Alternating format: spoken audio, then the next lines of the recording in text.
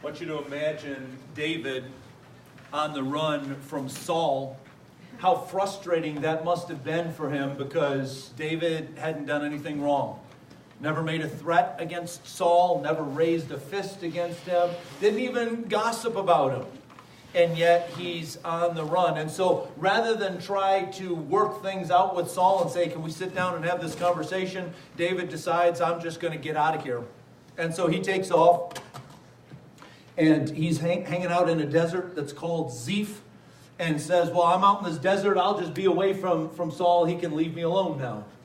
And yet the Ziphites come to Saul and say, hey, we know where David is, and if you'll come down here, we'll lead you. We know his hiding places, we know where he likes to go, we can help you trap him. And so when David gets word of that, as Saul's army starts coming, he leaves that desert and goes to a different desert and says, fine, then I won't even bother the Ziphites over here. And yet Saul continues to chase him. In fact, there's one spot where the armies of Saul are coming around the mountain on one side, and David and his men are sneaking around the other side, and they're kind of playing this almost merry-go-round around the mountain, trying to stay away from the capture that Saul has laid for David and his men. Fortunately for David, for a moment, he gets a reprieve as a message comes to Saul saying that the Philistines are attacking somewhere else in Israel. And so Saul and his army withdraw, and they go to take care of this Philistine situation. And David leaves there and goes to another stronghold, a place called En-Gedi, and thinking, okay, now I'm out of everybody's hair. I'm not encroaching on anybody's territory. I'm not bothering anybody here. I should be safe in this spot. But no sooner had Saul taken care of the Philistine situation that he begins to pursue David once again, coming after him with a force 5 times the size that David had. What do you think David's emotional response was? We get a little bit in this prayer that David writes for us in Psalm 17. We get a little bit of just kind of the facts. He says, the wicked assail me. My mortal enemies surround me. They close up their callous hearts. So in other words, they're not feeling anything towards me. They're not like, oh, let's cut David some slack. They don't feel anything like that. Their mouths speak with arrogance. They have tracked me down. They now surround me with eyes alert to throw me to the ground. They're like a lion hungry for prey, like a great lion crouching in cover. It's completely surrounded. Now, that still doesn't tell us anything about what his emotional response really was. So let me flip it around the other way, and let me ask you to put yourself in not quite David's position, but let's make it more modern. What are the enemies that surround you? What are the forces that seem to dog your steps? What are the ones that seem like a lion waiting over here just so they have an opportunity to be able to pounce on you? What do you feel like during that time? What's your level of confidence? Let's put it this way. On a scale of 1 to 10, how confident are you that these problems are ever going to be resolved, that God is ever going to get you out of these situations that you're in? You might get out of one, and then all of a sudden there's the other one that just comes right on its heels.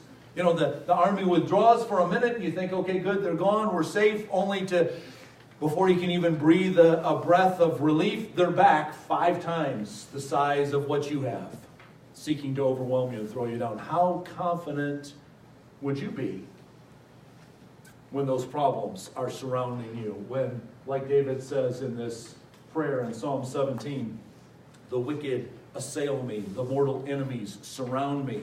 They close up their callous hearts. Their mouths speak with arrogance. They track me down. They surround me. Their eyes alert to throw me to the ground. They're like a lion hungry for prey, like a great lion crouching in cover. How confident are you? Well, I don't know that there was, in David's time, there was necessarily a 1 to 10 scale or a top 10 list that people had, but I can tell you, as you look at this prayer that David writes out for us in Psalm 17, that David is at a 10 in his confidence level. The opening words in Psalm 17, he says, I'm confident that God is going to hear me. Not only in verse 1, but verse 6, you'll see the same thing. He repeats it. He said, God will hear me. Now, it's one thing to hear somebody, right? I mean, we hear people all the time. Craig and I were just joking a little bit earlier that sometimes with our kids, they hear, but they don't really hear. They're like, they say something and we're like, didn't I just say that? Okay, so they heard it. Okay, and so this is what David says, well, I'm confident. That's the opening words. God, you're going to hear me. And then he repeats it in verse 6. But not only that, but he also says, you're going to listen to me. Okay, that's kind of like saying, you're going to put down the phone, you're going to put down the newspaper, and you're right there. I have your attention now. Right? But actually, then when he gets to the next verse, he goes a little bit farther and says, you're not only going to hear me, you're not only going to listen to me, you're going to pay attention to me. You're going to give me your undivided attention. Now, that's sometimes a difficult concept, I think, for us, because we think about things from our perspective. We say, you know what, with all of the people that God has to listen to, there's problems going on all over the world, and some of them are a lot bigger than mine. Does he really have the time to pay attention to me? I mean, aren't there bigger things on his plate? We're thinking about that from a totally human perspective. We're limiting God by doing that. Because, remember, God is above time. He's not limited by time. That means when you kneel to pray, even if you are kneeling to pray in a room of hundreds of people, he is with you as though you were the only person on the face of the earth that's speaking to him at that moment. And that's what David says here in this confidence, this top 10 confidence. He says, God, you're not only going to hear me, you're not only going to listen to me, you're not only going to pay attention to me, but he goes a little bit farther. And look at this confidence. I call on you, O God, for you will answer me. Not you might, or, I'm a little doubtful, I'm a little iffy. You will answer me. This is confidence that is, on a scale of 1 to 10, it might even be an 11 or 12. I mean, he just kind of ramps it up. You're going to hear me. You're going to listen to me. You're going to pay attention to me. But even above and beyond all that, you are going to answer me. Now, this is what I love about these prayers of David, is that we can read, like, say, in 1 Samuel, you can read the historical account. David's trying to mind his own business. He's just trying to get away from people that he hasn't done anything wrong to them, and so he said, fine, rather than just try to make my case that I haven't hurt you in any way, I'll just leave. And yet they still keep going after him. And then we have this opportunity to read in the Psalms really kind of his own personal diary, his journal. He's writing down, this is what was going on in my heart. And we say, well, how in the world can you pray such a confident prayer saying, God, you're going to hear me, you're going to listen to me, you're going to pay attention to me, and you will answer me? Where does this confidence come from? Well, I want you to see, because it's almost in between each one of those lines. When you say, you're going to hear me, then there's a reason why he's confident of that. You're going to listen to me. There's a reason why. You're going to pay attention to me. There's a reason why. All of the reasons for his confidence are all kind of interspersed, like alternating lines through his prayer, like he's reminding God of this. And so let me show you this. First of all, he says in the first one, you're going to hear me because my plea is righteous. It's a righteous plea. Now, that word righteous always means it's right, and in that it's lined up with God. And so he's saying this is something that is right. I'm not asking for something out of bounds here. I'm asking, this is a righteous plea that I'm making to you, and so that's why I have this confidence to say, you're going to hear me, because it's righteous. Now, the very next thing, not only hear me, but you're going to listen to me. Well, why does he say that? He said, really, because my prayer is not me-focused. This isn't a prayer just, God, get me out of a situation. This is not a prayer that's saying, I messed up here, and so I need to pick up the pieces. I need to clean up something that took place. This is not a I, me, my prayer. This is saying, God, you're going to have to handle the situation. I didn't do anything to get in the situation, except that I was obedient to you. But I I haven't gossiped about Saul. I haven't tried to lead any kind of rebellion against him, and yet he's after me. It's not because of something that I've done, and so it's not on me, God. It's you need to help me out with this thing. Then thirdly, he says the reason why God's going to pay attention is he says because it's aligned with God's righteousness. Look at in chapter 17, verse number 2. May my vindication come from you. May your eyes see what is right. Your eyes. The focus is back on God. He says, God, you can see that what I'm asking for here is beats with your heart. Now, we've been talking about this in the reason why we pray is to get to know the heart and the mind of God, so that we can truly say that. Just like you would say it about somebody that you know really well. If somebody were to ask you, what do you think that their response is going to be here, you could say, I know them well. I know their heart. I know what makes them happy. I know what makes them sad. And so I can answer that question with pretty good assurance that I know what they'd want here because I know their heart. I've spent so much time with them. And so that's really what David's saying here is, God, I've been in your presence so much. I have everything aligned. My heart and my thoughts are aligned with you. I know what I'm asking for is something that would be what you want. It's what's pleasing to you. And then he adds this part as well. He says, I'm praying this prayer without any sin in my heart. Wow. That's kind of a bold statement to make. I'm praying this prayer, and there's no sin that's left there that you might have to look away from. Because see, look, I want you to see what he says in these next verses here, and look at what he's inviting God to do here. He says, I want you to probe my heart. This is what a doctor does, right? When you go in and says something hurts here, and then they start kind of pushing on it, they're probing to see what's there. And then he says, I want you to go a little bit farther. I want you to examine me. I think it's interesting that he says at night. I don't know about you, but for me, I found that in the evening, kind of at the end of the day, winding down, I don't know, maybe my defenses have kind of worn down a little bit. That's when I tend to battle with my thoughts a little bit more, is at night than I do during the day. And so he says, so at night, when things are kind of raw, when there's no pretense that's there, go ahead and examine me at that time. I'm as transparent as I probably could be at that time. And then he says, then you're going to test me, and you're going to find nothing. That's kind of a bold. You're not going to find anything there. Well, why?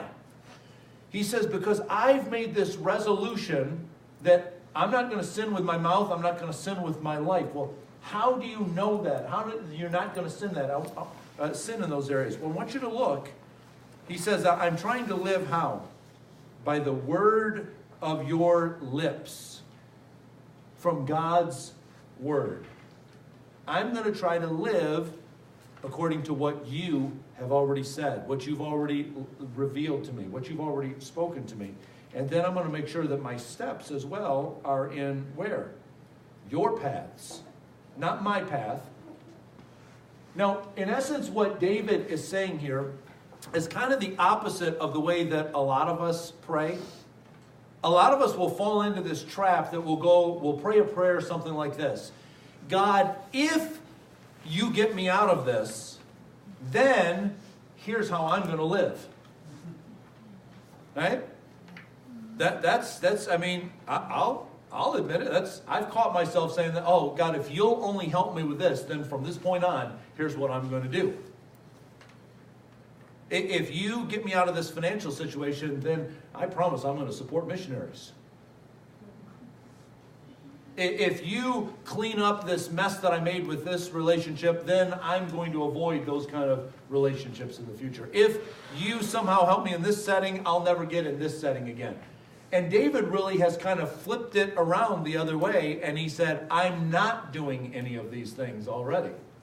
This is how I'm already endeavoring to live my life, that it's aligned with your words and it's staying in your paths. I'm endeavoring to live in that way. And so because I am, then he can say with this confidence that I'm going to to pray knowing that you're going to hear me, you're going to listen to me, you're going to pay attention to me, and you will answer me. But I think that probably the clearest indication of the level of intimacy and confidence that David has shows up in this verse here. Keep me as the apple of your eye. Hide me in the shadow of your wings. Now I want you to see here something that David is saying. I want you to catch this. There is a direct correlation between the intimacy that David has with God and the confidence that he has in God. There's a direct correlation between intimacy and confidence. You could probably say that even with some of your human relationships, that somebody that you know best, you can speak more confidently on their behalf. You can, with greater confidence, say, this is what I think that they would want. This is where I think their heart is on this issue. There's a direct correlation there between how intimately we know somebody, how well we know somebody, and how confident we are in even how they're going to respond. How are they going to handle that situation? I have a pretty good level of confidence that they're going to handle it like this because I'm so intimate with them. But I want you to see, do you see those two things that David used to try to describe the level of intimacy? The first one that he says is, God, you're going to keep me as the apple of my eye. That literally means that dark center right in the middle of your eye, the pupil. Literally translated in the Hebrew language, it means the little man in the middle. Right there in the middle. Now, our brains receive about 90% of the information that we process throughout the day comes through our eyes. Our eyes are vital in being able to assess what's going on, to learn things, to grow. It all is coming through the light right there in the center. And so our eyes are remarkably designed by God to constrict if there's too much light, to open up wider if we need more light coming in there. But you know what else also happens, and we don't even have to think about it? What happens if something starts coming towards the eye? What does your eyelid reflexively do? It closes, right? And it closes in 100 milliseconds. That's faster than you can even say, there's something coming towards my eye, I'm going to close it. It's an automatic response from your brain to protect this vital area and also this very delicate, sensitive part of your body. Your eye closes faster than you can even think about it to protect that. And yet, here's what David says. He says, God, you keep me, you protect me as you would the apple, the pupil of your eye. What does that mean? That means that reflexively you close. Reflexively you wrap me in your protection. Before I even have a chance to think about it or ask for it, you're there to protect me. Before our eye, we can't even think, I got to close my eye, something's coming. Your body just reflexively responds to that. And David says it's the same thing with God's protection of me. I'm like the apple of his eye. He protects me by reflex. There's no thought that goes into it. He just protects me.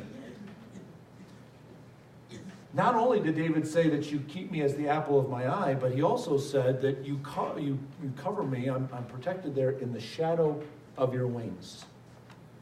Now, some people like to talk about where Jesus said to the people as he was coming into Jerusalem, I wish that you had turned to me sooner, because then like a mother hen, I could have taken all my chicks under the wings of protection. But David, I think, had a different idea in mind.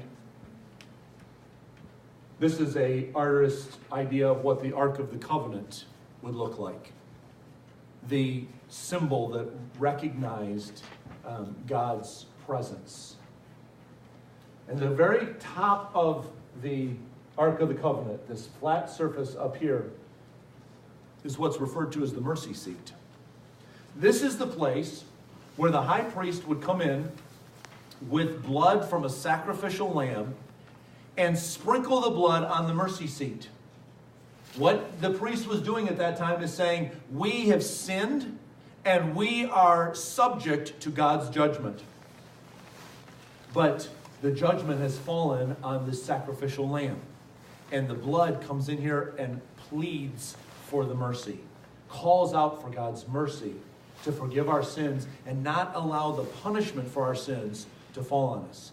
This was such a sacred place, such a intimate place, that when God gave Moses the instructions for building this ark, and remember, he said, all of these things that I'm going to show you how to build, he said, this is just a shadow, a copy, a little hint of what's the real in heaven. But there's these two cherubim angels with their faces turned down towards the mercy seat and their wings stretched out and covering over the mercy seat. David says, this is where I live. This is where I stay. I stay, not only will you reflexively protect me like the apple of your eye, but I live under the shadow of your wings of mercy. If you haven't had a chance to if you weren't here last week or you didn't see the video, we posted just a short 2-minute clip from the video last week that I hope that you would look at it again if you haven't seen it. Talking about Psalm 145, verse 8, that says that God is slow to anger and he's rich in his compassion. God doesn't, when we sin, when we get off of his path, he doesn't come at us with lightning bolts. That would be quick to anger. He's slow to anger. It says that he's full of compassion. He doesn't come after us with lightning bolts. He comes after us with arms of love to wrap us in his arms. He calls us as quickly as you can, come back to the mercy seat. Come back to the covering of the shadow of my wings. And that's the privilege that we have now on this side of Calvary, is that Jesus was the once for all sacrificial lamb. His blood has been sprinkled on that mercy seat once for all. And so now the moment that it comes to our mind that I've blown it, I've violated God's word, I've stepped out of his path, we can feel God's love wrapping us around and saying, come back. And as quickly as we ask for that forgiveness and as we repent, where that mercy covers us. This level of intimacy that David is talking about here, that is linked with his confidence to pray this way, is exactly what we've been looking at that Jesus showed us in John chapter 15, verse 7. Look at first of all, the intimacy that Jesus talks about. If you remain in me, we're in him. And just like David said, I haven't sinned according to the words of your lips, Jesus says the same thing. If you remain in me and my words remain in you. There's the level of intimacy. But then look at the confidence that comes with that. Ask whatever you wish, and it will be given you. If you remain in this place of intimacy, then you have the confidence to ask whatever you wish, and it will be given to you. The two are linked. The level of intimacy speaks to the level of confidence that we have in our prayer time. And so that's why David can not only say in this prayer in verse number 6, I call on you, O God, for you will answer me. But all throughout this prayer, he says, you're going to keep my feet from slipping. Verse number 7, you're going to show me the wonder of your great love. He's going to reveal his love in depths and dimensions he hasn't before. In verse number 13, God, you're going to rise up and bring down my enemies. Your hand is going to save me. There's a reward. I love in second part of verse 14, you still the hunger of those you cherish. You still the hunger. You bring the satisfaction to the hunger that I have. Their sons have plenty. They store up wealth for their children. And then probably the culmination, or almost the amen to David's prayer, this idea of confident intimacy, is in that last verse. And I, in righteousness, I will see your face. Think about that. He's so confident that he said, you know, God, even if you don't deliver me from the immediate problems that are around me right now, if they actually lead to my death, that's fine. Because the very next breath, I'm going to see your face. When I awake, I'll be satisfied with seeing your likeness. I'm going to see you face to face. The worst that this world can do to me is take away some stuff. They could take away even my life. But that's the worst that they could do to me. My reward, my inheritance is secure for me in heaven. And David says, I'm going to see this. In fact, I like the Amplified version of this last verse. As for me, I will continue beholding your face in righteousness. And then here's the definition of righteousness. Rightness, justice, and right standing with you. I shall be fully satisfied when I awake and find myself beholding your form and having sweet communion with you. Sweet communion. Because of the level of intimacy we have with God, we have the level of confidence that goes along with that. So I asked you at the beginning, kind of like David, if you put yourself in that place on a scale of 1 to 10, if you were to ask, what's my level of confidence? Maybe you need to back up and say, if I don't like that number, what's my level of intimacy? How intimately confident are my prayers? How confidently intimate is my relationship with Him? And just like David shared in this prayer, if you don't like that number that you have on a scale of 1 to 10, maybe you're honest enough to say, you know, right now, my score would be 0. You know, that Jesus, as we said already, has paid the price for us to step into a relationship with God without any blockage between us. No sin, nothing that's keeping us from Him. And He receives us as His son, as His daughter. He clothes us in the robe and the righteousness of Jesus so that when God looks at us, He says, you look just like my son. All I see when I look at you is perfection because you're clothed in Jesus. The righteousness of Jesus becomes our righteousness. That's why Jesus says you can remain in me and my words will remain in you. If you already have a relationship with Jesus, but you say, well, you know, my score, I think, would still be a little bit on the low side. Maybe I'm having a hard time even getting up to, 5 or 6. We'll start looking at what David led us through in his prayer. Is it a prayer for God's glory or for your glory? Is it a prayer focused on God or is it a prayer focused on you?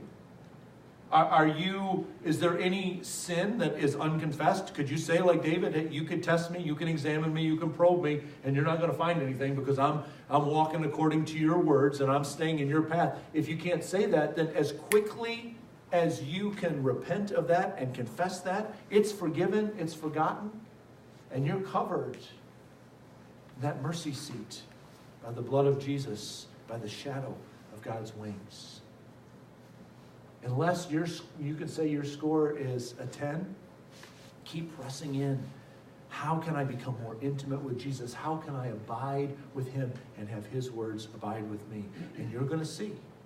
Don't focus on the confidence. Don't say, I want to get more confident in my prayers. Get more intimate in your relationship with Jesus.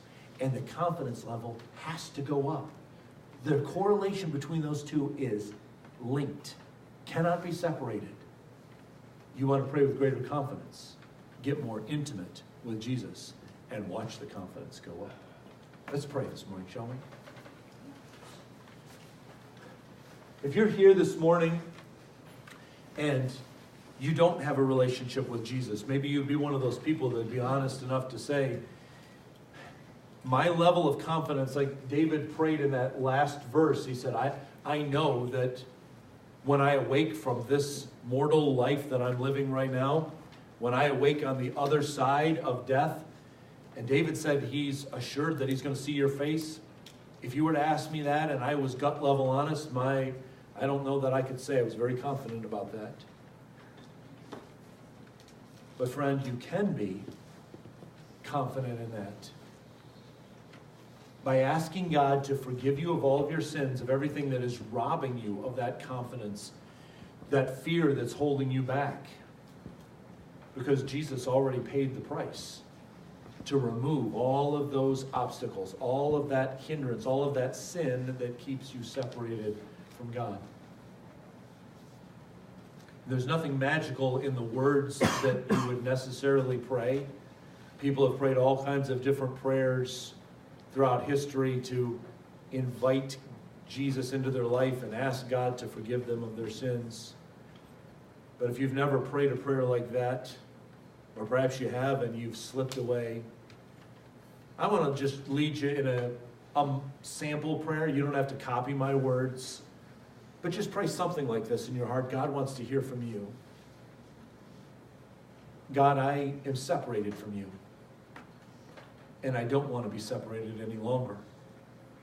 I don't even fully understand how this relationship with you is going to work. I just know that inside my heart there is a longing, there's a burning there that I want to be in this relationship with you.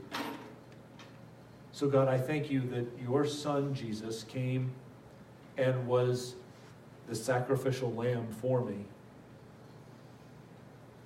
His blood was shed in my place. His blood has been sprinkled on the mercy seat for me. And so because of that, God, I ask you to forgive me of my sins. Bring me into this relationship with you where you no longer see my past. You see me standing before you, perfect, looking just like your Son, Jesus. And I look forward to beginning this relationship with you where you are my Lord and my Savior. And I can grow in this relationship with you. And God, I pray for my friends that are here today that they have a relationship with you, but maybe much like David, they feel like wherever they go, that the enemy is just dogging their footsteps.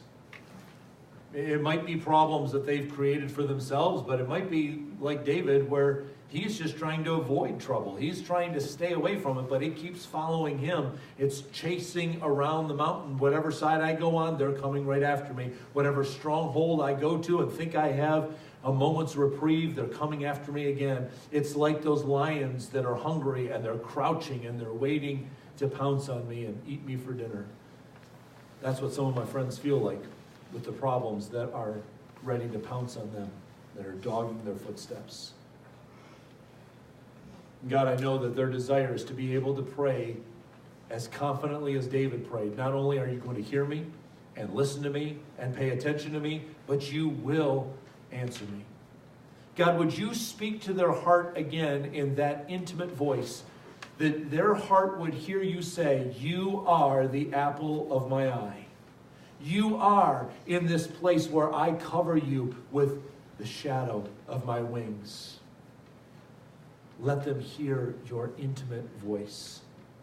As Jesus told us, let them know that they can remain in you, and your words, oh God, can remain in them.